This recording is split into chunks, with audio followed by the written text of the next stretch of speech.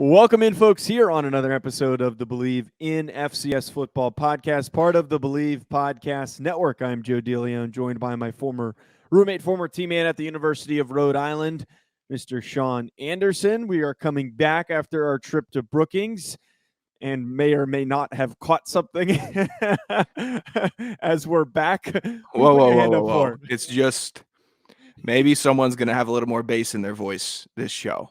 That's all we're going to say. Well, yeah, we were discussing beforehand. We both, I have a slight cough. Sean has a more aggressive one. So if there's an occasional cough like that, you cough one time and Joe, he's so ready to say, "Oh, you're so much worse off than I am." Well, I'm fine. I feel fine. I just have an occasional. It pops up every once in a while. It's just one of those sure. things. Yeah. Okay. Well, the trip, though, we're going to talk about the trip. We're going to recap the trip. We're going to talk about the South Dakota State, North Dakota State game because it has huge implications for the playoffs and the ranking landscape. Then we've got some stuff to talk about with the CAA doing some pretty messy stuff, as well as, you guessed it, surprising upsets and teams pulling out some crazy victories that happened this weekend. Sean, before we get to that, though, can you just tell our listeners about? Did you? It's supposed to be Bet Online. I thought you were going to say Bet Online, and you didn't. I thought that you'd pick it up and go oh, Bet Online. Well, we have never done that. We've never done that. Well, it's called throwing a curveball and trying to be creative. I know you're having a rough day. I'm sorry. You know what? Just because I was on a plane and in a state, riding in a car for 4 hours, and then on a plane for 3 hours on Sunday, that doesn't mean that I couldn't get back to my local residence and place down some action on the 4 p.m. NFL games. Hey, guess what, everybody? The 49ers aren't that good. And I took Colt McCoy and the Cardinals to win at plus 285 this past Sunday. And what did they do? They beat them by 14. Wow. You want to be a smart guy like me sitting here looking at everybody around you saying, hey, dummy, you got that wrong. You've never done inside run. You've never won a bet like that. No, you haven't, because you haven't tried. I got a place for you to start. That's Bet Online. Head to the new updated desktop or mobile website to sign up today and receive your 50% welcome bonus on your first deposit. Just use our promo code BLEAV50 to receive your bonus. NBA is up and running now. We have the NFL, Monday Night Footballs tonight. We got college ball. We got all that stuff. NHL, boxing, UFC, right to your favorite Vegas casino games. Don't wait to take advantage of all the amazing offers available for the 2021 season. Bet Online is the fastest and easiest way to bet all your favorite sports. Bet Online, where the game starts.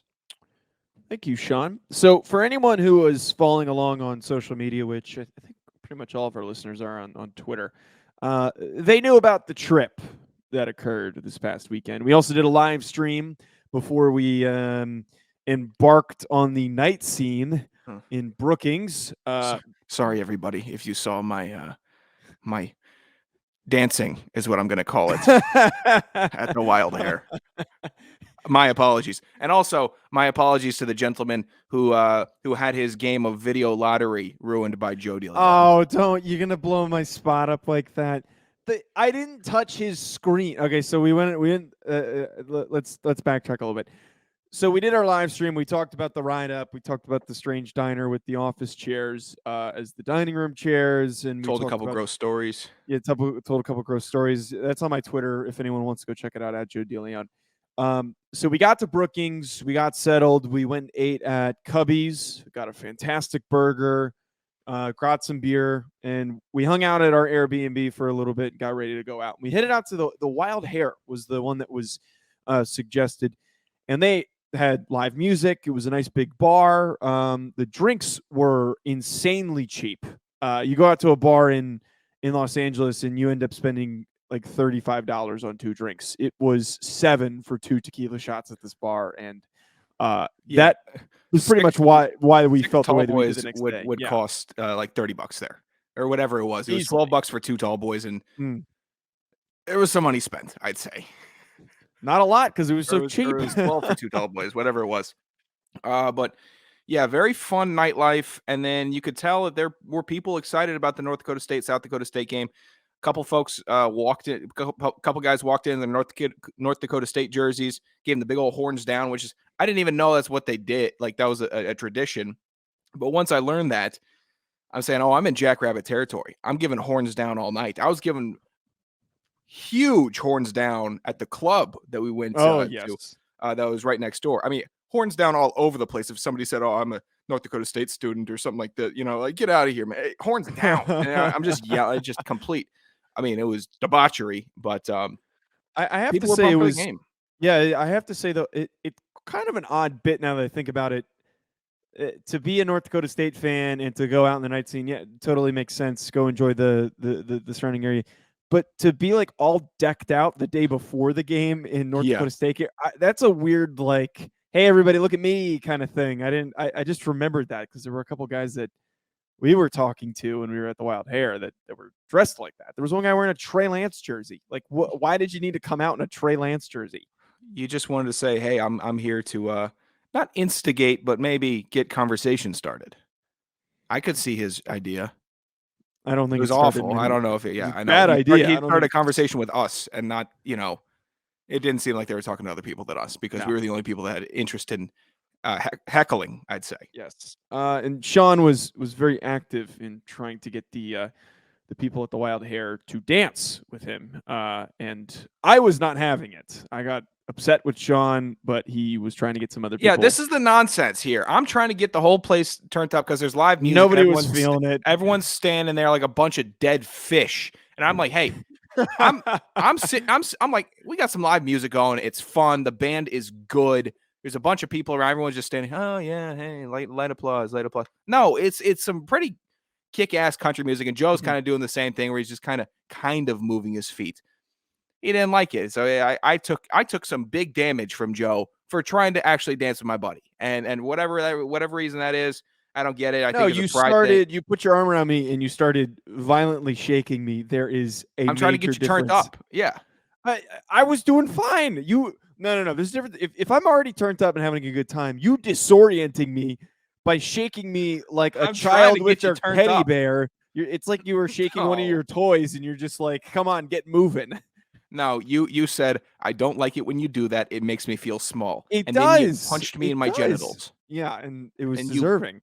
I had to actually excuse myself from the dance floor and take a breather. You 'cause shook Joe me like a struck small me. child. You shook me like a Picked me small up and child. shook me like a dog. Oh my God. Look, You gonna make it through the show? I don't know. I do not know. But look, whatever that was, I guess Joe won the fight of the weekend because he put me out of commission with a cheap shot. Does that count? Was that the fight?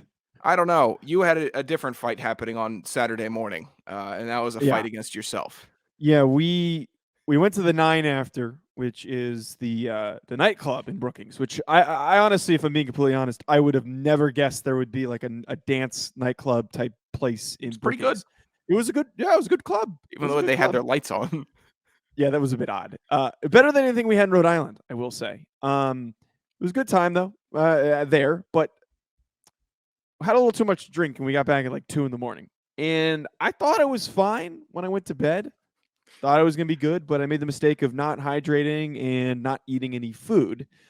Wake up at 9:30, and I easily have felt the worst that I have in like 3 or 4 years since like freshman year of college.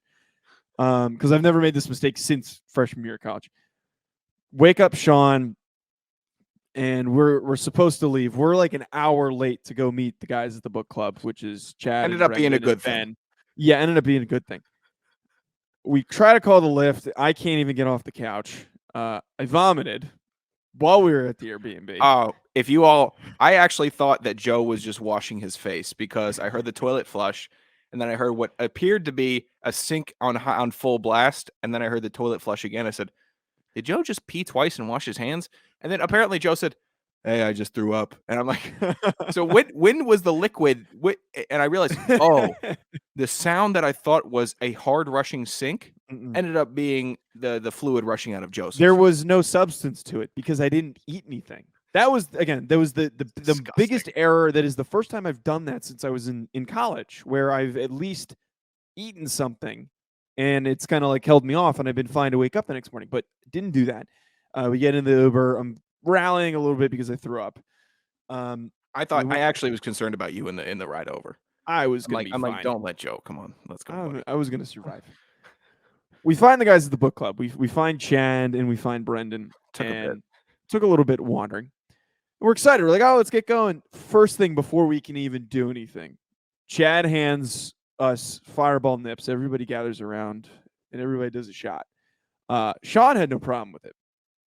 But I rallied like a gentleman would. You're a lot bigger than me, and we drank the same amount. We've already been over this. We did the calculation, so one of us had a little more than the other, and okay. Allow me to finish. Sure. So we do the shot, and as soon as I do it, I'm like, this was a mistake. I still feel a little queasy. This is not going to go down. So it sat in my mouth for a second, and I swallowed it.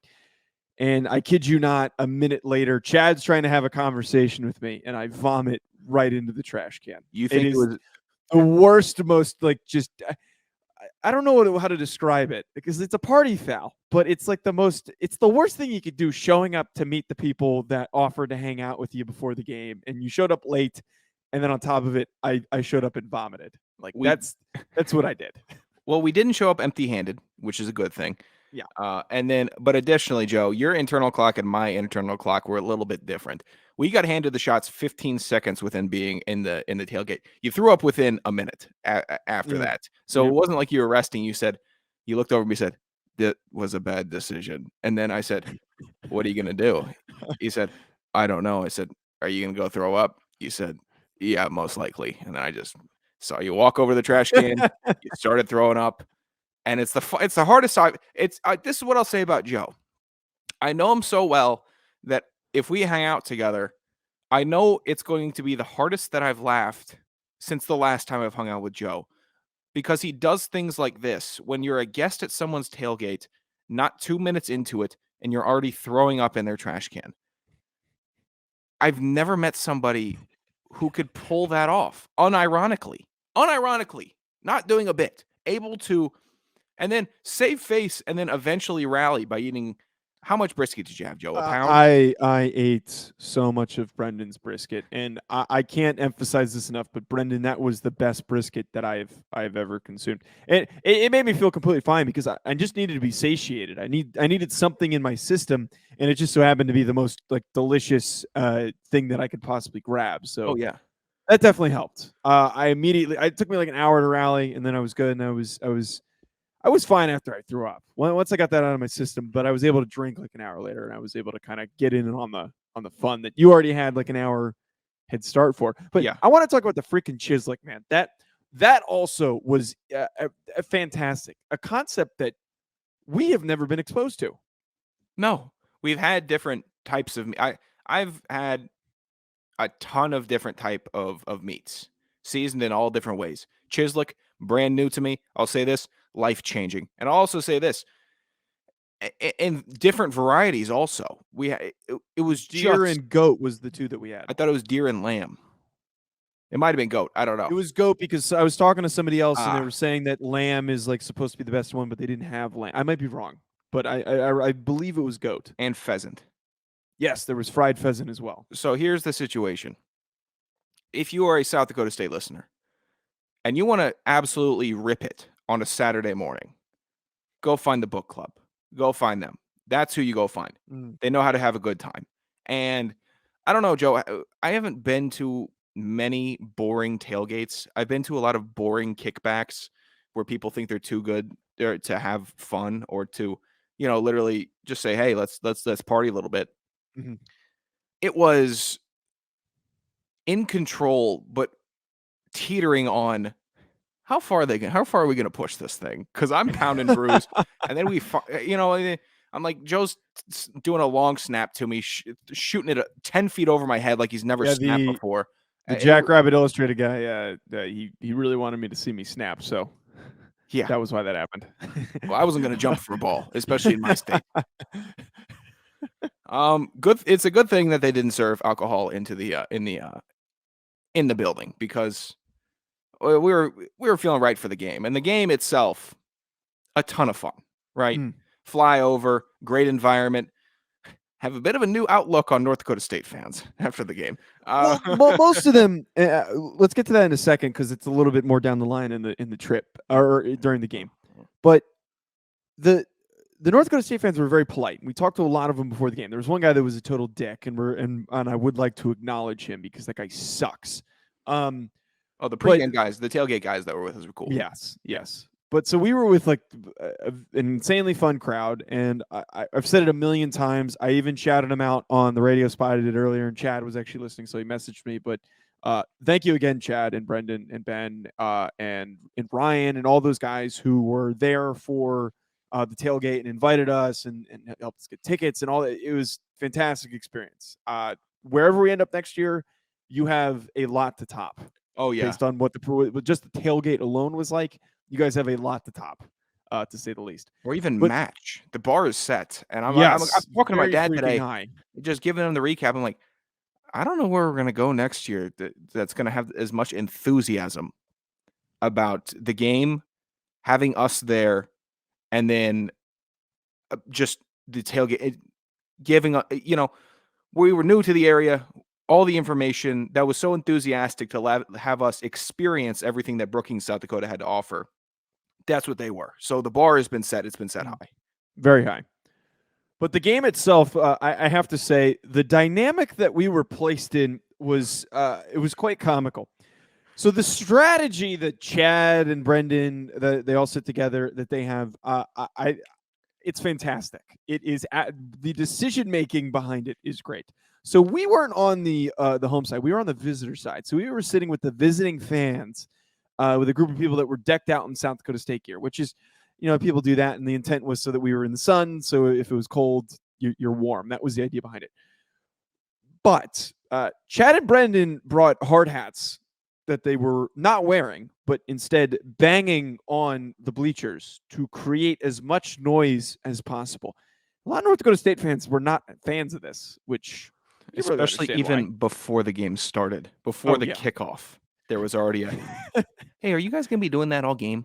And I'm like, I'm pretty sure they are. Like, hey, pal, I don't even think you really need to ask that. And I think you understand they're going to be doing that the whole game. But seeing just a polite fan say, it's kind of disruptive for the noise environment. And I'm like, oh, boy, you're just fueling their fire. What are you doing, buddy?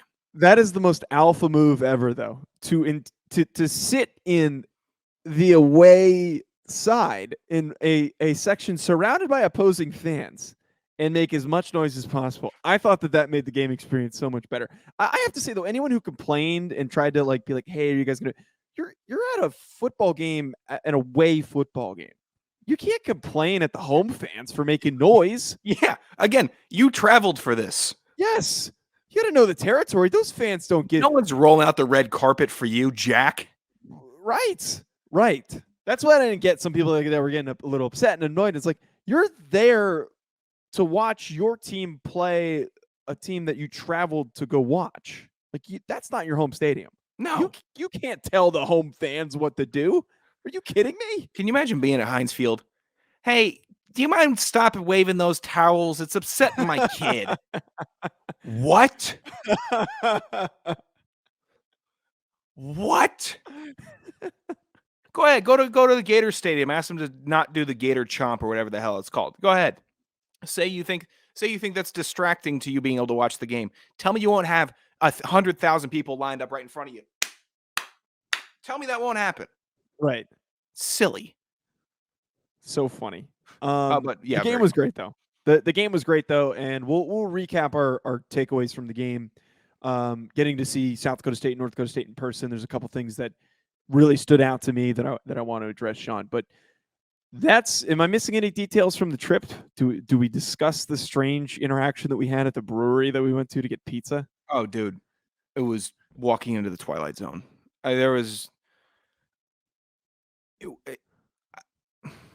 No one's going to understand. Wooden Leg. And they're a fine establishment. They're fine. But, Joe, when you walk in, right, and you want to place an order at a place, and you see that somebody who you might be placing an order to is having a conversation with another customer, have you ever just seen that person continue talking to the customer for roughly 2 to 3 minutes? People that weren't even ordering. These were people that just came up to talk to the guy standing behind the counter. And then, Joe, have you ever been in a situation where you couldn't hear the person right next to you, but you could hear the conversations of everybody else around you Mhm. crystal clearly? No.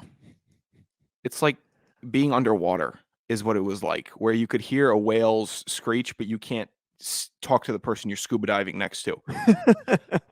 It was a Twilight Zone episode coupled with the fact that it was pitch black outside, and it was I don't this isn't good radio because nobody else has I don't think or we has can ever explain it. going to Yeah. experience it. It was a completely unique trip Yes. because as included as we felt on the trip, whether it be at the bars, at the club, tailgating with the guys, at the game, at times it felt like we were the only two people in the area. It felt like incredibly lonely. And I Well, don't know if that's what that is, but that's how I took away how I got to. I had the thing that I said to you when we left there, that brewery. I think it was a perfect description of it. It felt like we never actually went to South Dakota, but we have been there forever. Yeah. I don't know how to describe it. It felt like I can't explain it. And I don't know if I'll ever have that feeling again, but it was very odd. Some parts of it. And I mean, I don't have any negatives for the trip. It was a great trip, except for Joe getting pulled over on the way to the airport. So yes, I was gonna get that was the last thing. So we woke up at the crack of dawn at 5:45 to get on the road and drive to Minnesota on the 1-lane highway. For some reason, by the way, I caused a stir on Twitter with the radio show host that I went on with this afternoon. He was trying to tell me that there was a multi-road interstate that we could have taken. And Chad and all those guys chimed in on Twitter to tell him that he's wrong, that is the incorrect path to get to Minnesota. Yeah, we were doing just fine, passing everybody that we needed to pass, Right. chilling, getting pulled over by a Minnesota State trooper when we were warned that when we get into Minnesota, they're going to be tight about that. Could you let me get to it? So we were going on, we were on like a 60-mile-an-hour road the whole time on this 1-lane road, kept passing people. I was going like 75 the whole way. Yeah. The whole way. All We were making great time. We shaved off 20 minutes of the expected destination time for this 3.5-hour trip. And an hour away from Minnesota, we're driving and we're on a 65 at this point, and I'm going 77, I think was the speed that I was at. And I see a cop car coming towards us, an undercover cop car, and I just kind of look and I'm like, oh, there's a cop car. Lights go on, he whips around and he comes up behind us, and I'm like, no, you can't. I said to you, I'm like, is he It pulling us was not over? an undercover car. It was unmarked. It was not unmarked. I could have sworn it was unmarked. Markings. I don't remember. You were not flying, but you were not 77. slowing down as fast as you were not slowing down as soon as you needed to going into a stop sign. So that is an indication that you were speeding because we were approaching a stop sign, which on interstates, I never in my life have I encountered stop signs. Stupid. Maybe it's smart. Maybe it is what it is. I don't know what it is. Going too fast in the stop sign.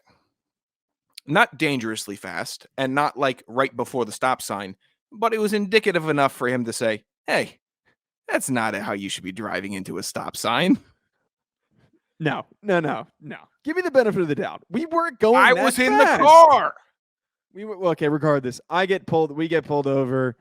Guy was very polite, and I told him, like, we're just trying to get to the airport. We got an hour left, and I pointed to Sean because his flight was a lot earlier than mine. And I was like, he's got to get on the plane really soon. And luckily the guy was nice. He gave us a warning. I still have the warning right here. For anyone who is this Hold legal? All the information. Yeah, I doubt it is. I really doubt that you should be doing that because I think it has some of your personal information on it. A lot of it. It does.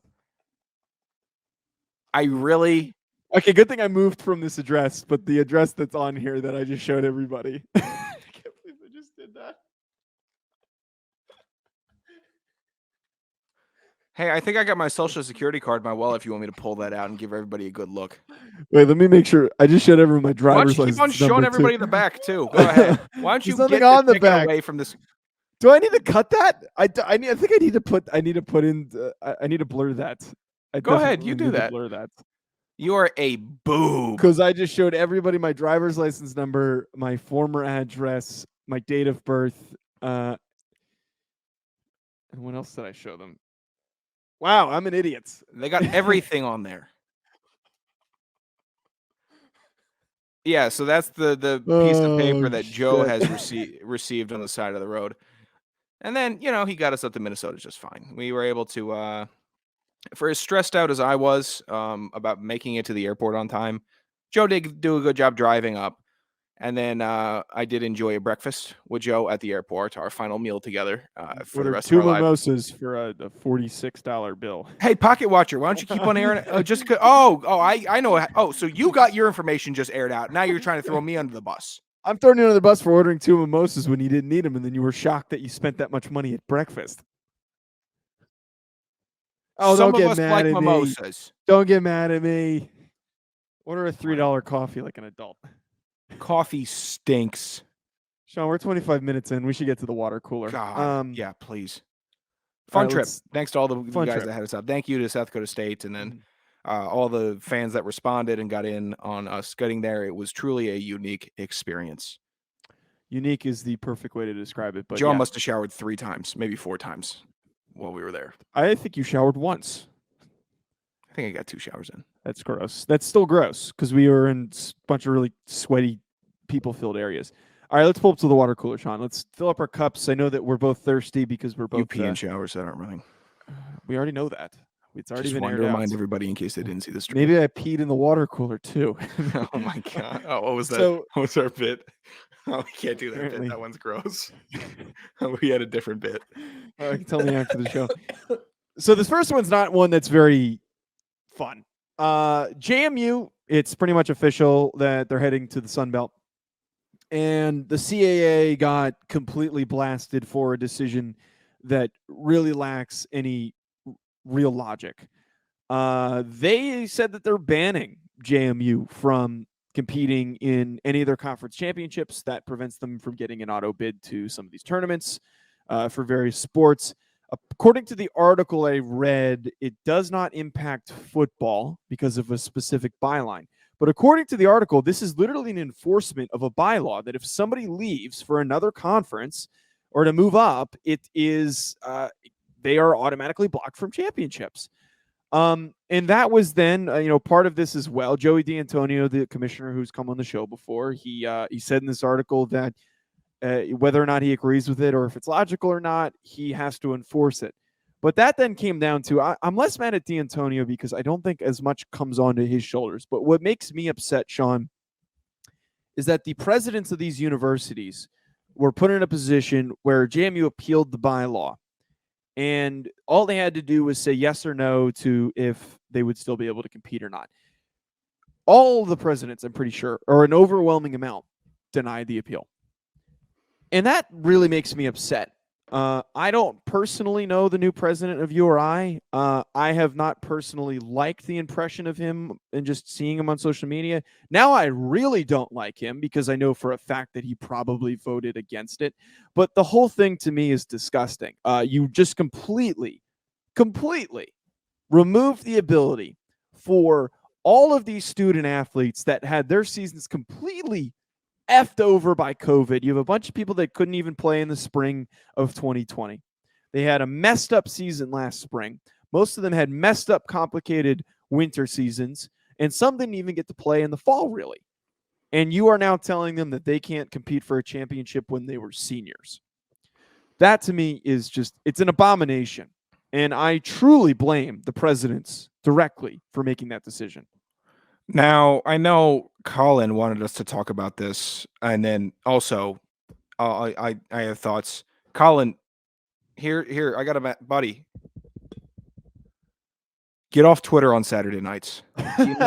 You're a grown man. Nobody should be on Twitter on the weekends. I'm on Twitter on weekends. Yeah, but it's different.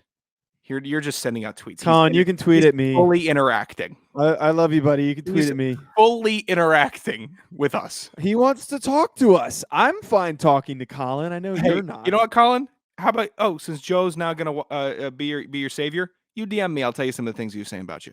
Okay. What? I never said anything negative about JMU.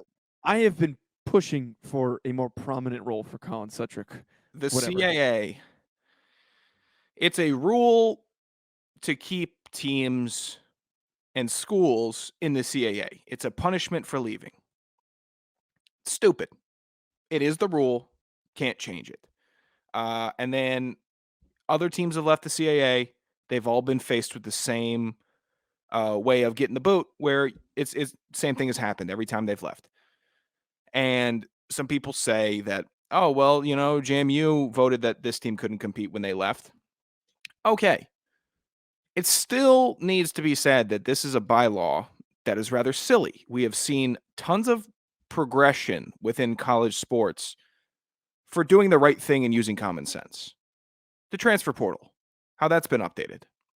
You may say that's bad, and student athletes should have the, it builds character to stay at a school for 4 years and build the character and maybe build a program up or go through some adversity. That's not the situation all the time. They said, you know what? Go ahead. Transfer if you want to transfer. We're going to make it easier. Additionally, name, image, and likeness. That's gotten updated for the better, right, Joe? Agreed. Pretty good stuff.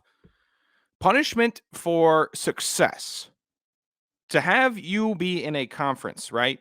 You cultivate a team. You nurture the team. Here's what you need. You want to stay. You've done good for us. You brought us a national championship. Your softball team was excellent last year. All of you at JMU, you did a great job. But since you did such a great job that you're thinking about leaving and seeing another opportunity that's better than the CAA, we're going to punish you for it. Stupid.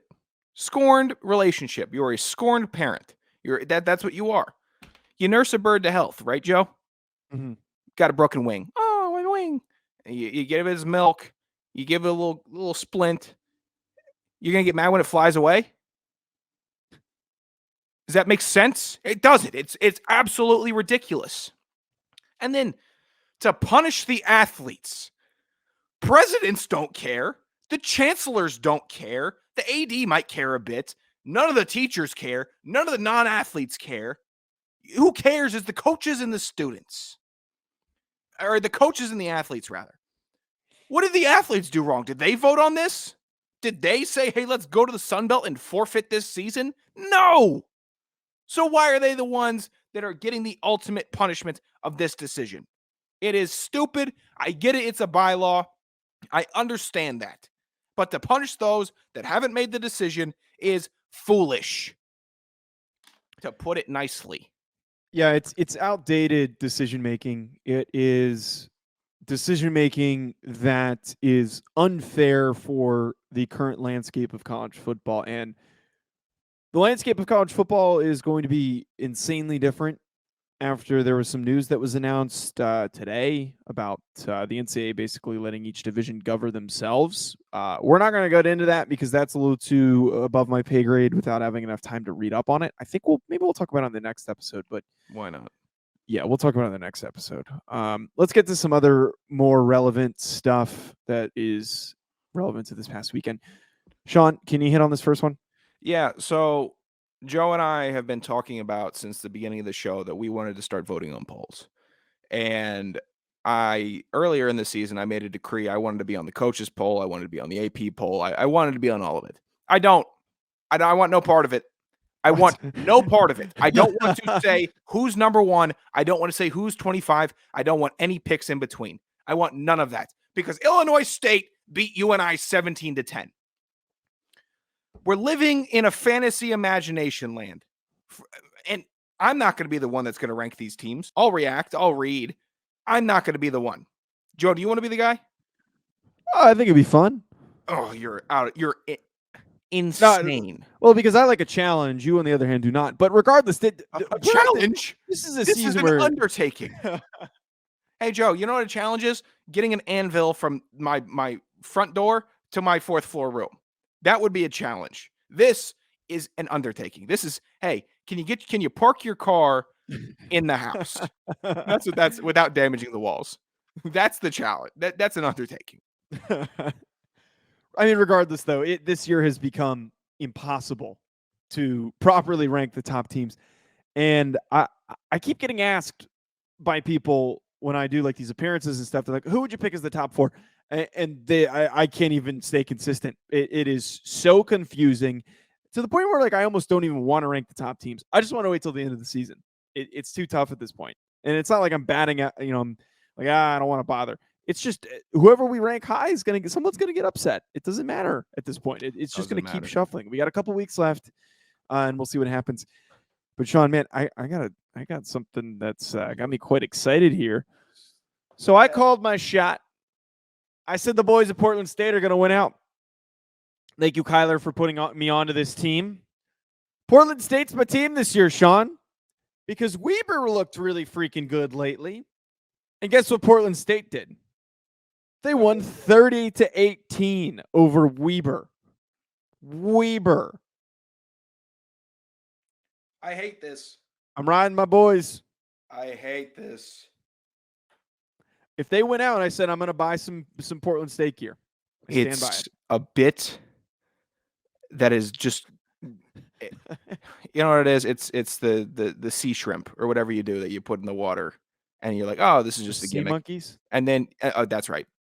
And then they grow and they grow and they grow, and you're just sitting there like, what am I going to do with this now? What do we do with a Portland State bit, Joe? I don't know. I personally don't know. We cultivate it, we allow it to grow, and it will become uncontrollable when they win the national championship. So I'm going to continue to ride Portland State. Sean, what's the last thing at the water cooler here? I know you didn't just say that. What's the last thing at the water cooler? Montana State. Again, it's just college. This FCS rules. Montana State beat Eastern Washington 23-20 because why wouldn't they? Because why wouldn't Eastern Washington, after torching everybody, you start going on a little bit of a cold streak here at the end of the season? They'll make the playoffs. Montana State's obviously going to make the playoffs. But why wouldn't this happen, right? Because there's not enough parity. Because the game and the leagues and the conferences aren't good enough. Why do we need this kind of upsets? I wouldn't even know if it's an upset. But Montana State's a really good team. They're a good team, but still.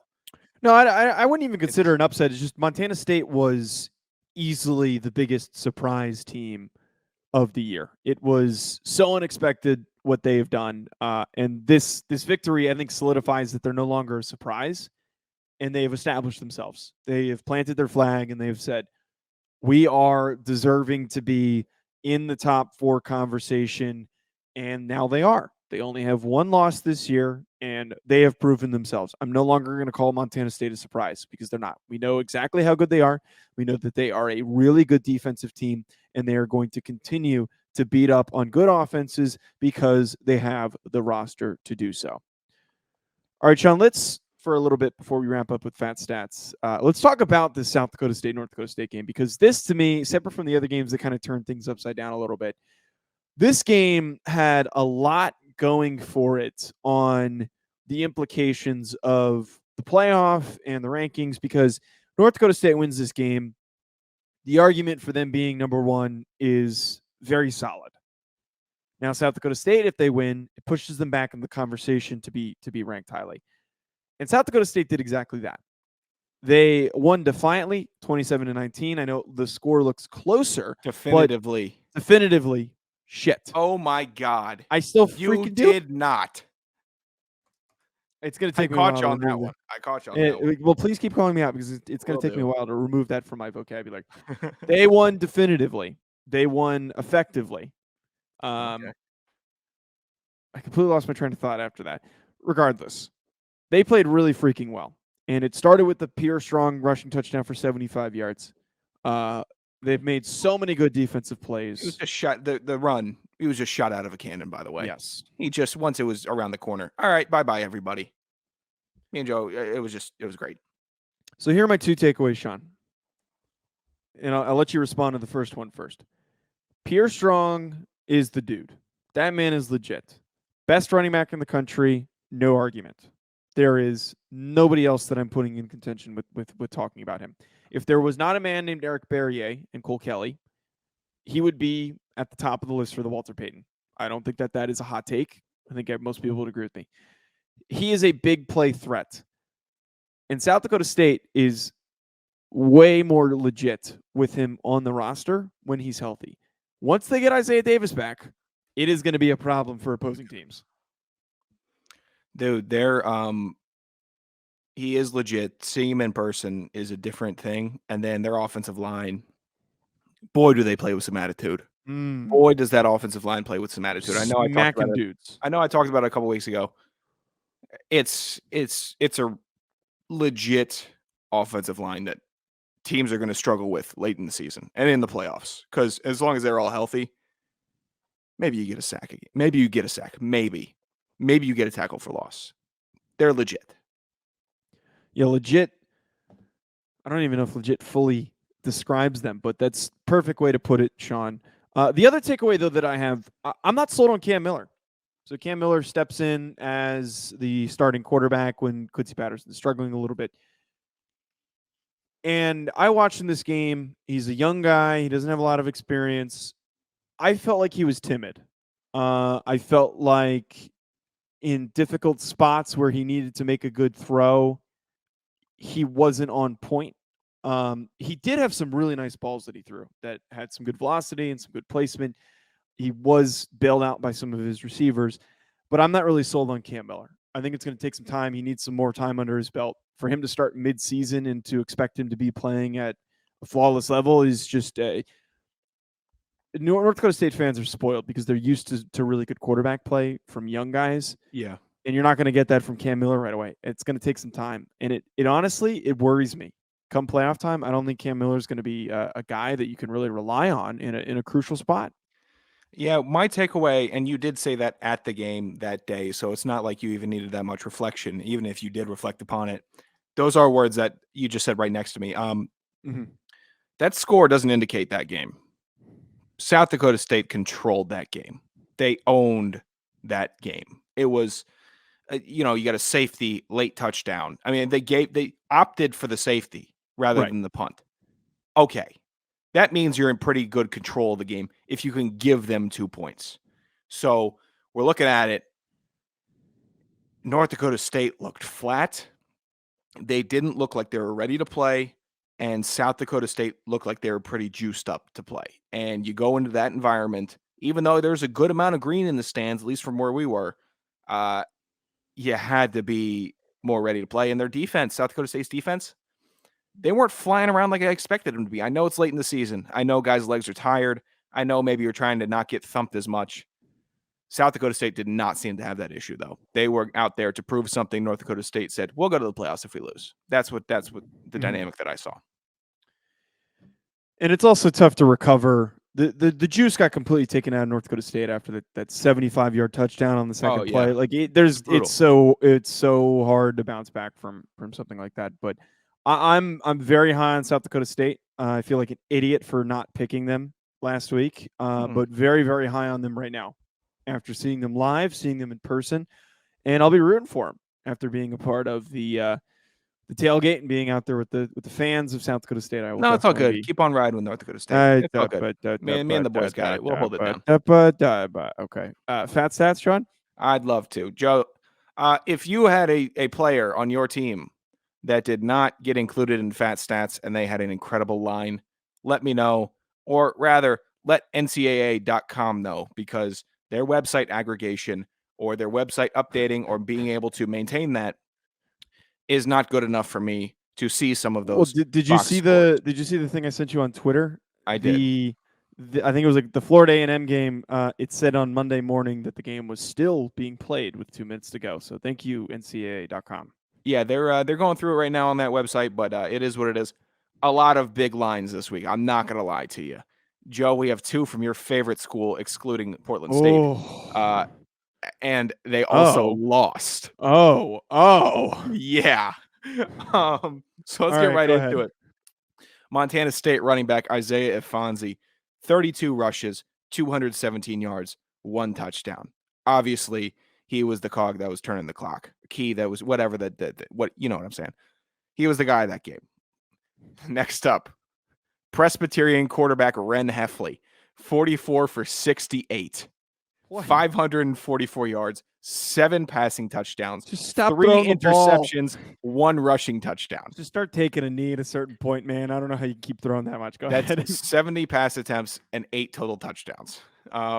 Presbyterian wide receiver Jalen Jones, 6 catches, 239 yards, 5 touchdowns. That's stupid. Joe, can you do some quick maths for me and see what that yards per catch was?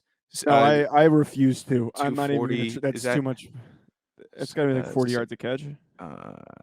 8 times, what is that, 3? They lost to, oh my, 6 to they 5. lost to Valparaiso. And here's a reason. Valparaiso running back Robert Washington, 26 rushes, 234 yards, and 3 touchdowns. Might have been game of the year. We might have missed out on game of the year, Joe. No, well, game of the year was the 2 guys at the bottom. Maybe you're right here.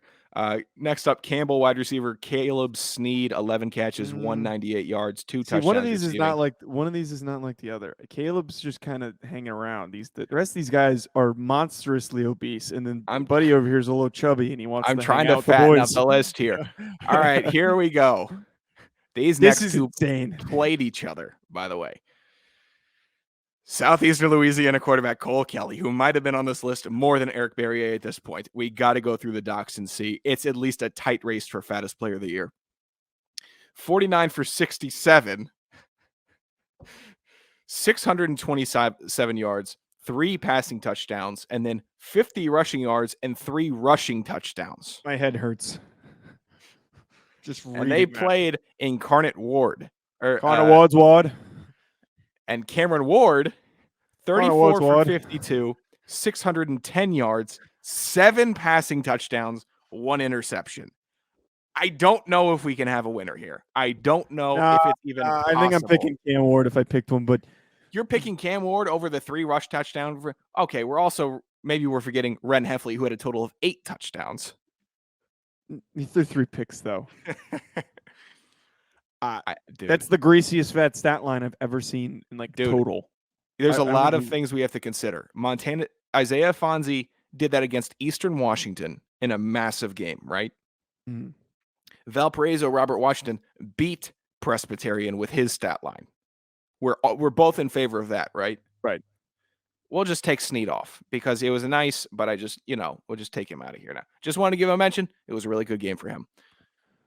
I got a really random note, Sean. Sorry, I'm distracted. I opened up Twitter and I got a DM request. Wait. I got a DM request. We're in Fat Stats. Get on with it. Well, you're done with Fat. You were done with. We haven't picked winners. I picked Incarnate Ward's Ward. I'll take Cole Kelly. Okay. I got a DM from a listener, and he sent me this guy's name on Twitter is just period, and his picture is him holding an obnoxiously large fish. I don't know if this man looks familiar or not. He sent me a video of the highlights of the Montana State Eastern Washington game and just said, I recommend giving this a watch to see how dominant MSU was. It's just such a strange. Hey, guy. Thanks. Because you have now interrupted our Fat Stats segment, which made Joe interrupt Fat Stats. And yet again, I can't get through my segment. Go ahead, Joe. You got Hack of the Week for us? Oh, no, you don't. Everybody, thanks for listening. I'm Sean Anderson. That was Joe DeLeon. We had a great time in South Dakota. Getting back. We were traveling. We were getting back, and I didn't want to send out the tweet. I've been working since 5 a.m. It's all good, Joe. I have been working since 5 a.m. I literally haven't stopped working since 5:45. So, all right, here, give me your address. I'll make a call into the bakery, and I'll have them send over some cookies for you. Okay, I would love some cookies right now. I would love some cookies right now. I don't know if there's a bakery nearby, though. Of course not. Because why would there be? Because bread is illegal in California. Anything? Is that a carbohydrate? Lock them up. Whatever. This is the FCS football podcast. Go home, everyone. I'm Sean Anderson, Joe DeLeon. Follow us on Twitter at Joe DeLeon, at Sanderson Radio. Joe has lost steam. We all get that. Also, Believe Podcast on Twitter. Show after this too. A lot of comments with Joe about Believe. I think we're over 400 shows, eclipsing 500 shows. We're close to 500. Yeah. 500 shows. If you hated this, there's 1 out of 500 other shows that you will most likely enjoy. Check them out. Check out Believe Podcasts. And then the YouTube channel. Joe has been working he's been working on it. So screw you. Thanks for tuning in. We'll see you later on in the week with the preview show, I believe. Right, Joe? Yes. Okay, cool.